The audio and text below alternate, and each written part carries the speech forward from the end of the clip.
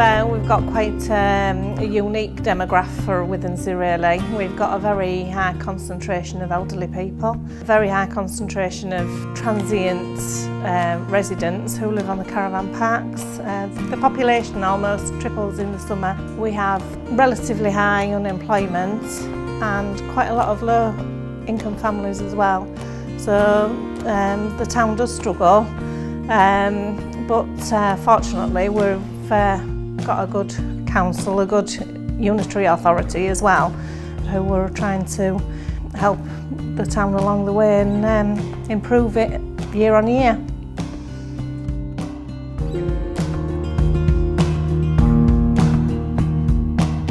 The incident happened on a late Saturday night.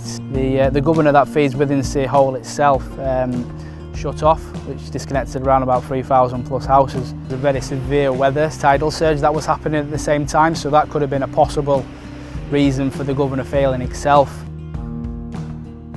I was sat at home on the Saturday night. It would be around about 7 o'clock when I received a call from one of the Northern Gas, Ian I believe it was. By this point there was a major fault within the town. They were looking for a place to set up. Could they use the football up? Which at that point said not a problem. It was a cold and horrible night. I'd just got into bed and you think, oh, I'm likely to be getting up again before long. Only been in the job 15 days as a customer operations area manager. This incident happened on the Saturday night. I got stuck in on the Sunday, and the amount of help and the amount of support from the whole of the company was absolutely fantastic. Me and my colleague turned up on Sunday morning. We were amazed really how many people were actually on the ground already. There was a lot of NGN personnel already around. There was vans all over the town, and it was quite obvious that they'd really pulled the stops out to get as many people on the ground as they needed here. Certainly wasn't a good time for the gas to go off.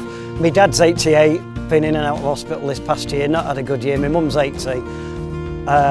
From my experience of seeing them, the gas, Northern Gas, was immediate with their response to get them heaters, ask them if they were all okay, do they want food, you name it, they was giving them it, and that applied to all the town. All the elderly residents were very well looked after, very well looked after. It was particularly impressive when you saw pockets of NGN people working away on their particular part of the process, and then every half an hour or so, all that information came together. That was then disseminated to whoever needed it, and then everybody got on with the next part of the process that they needed to be busy with. So it was exceptional, it really was. We had colleagues throughout the company, from people who work on desks, people who dig holes. We had everybody there, and anybody there, everybody were willing to help out and wanted to get stuck in. I would say to Northern Gas, we can't thank you enough. People of the town, and I want to give you a big thank you from the football club for what you've done to us. You said you would reimburse us with everything, and you're going to give us, for the kids, £2,000 next year to ensure that pavilion. That keeps us going for a year and a lot longer. We can't thank you enough from the football club. Thanks very much.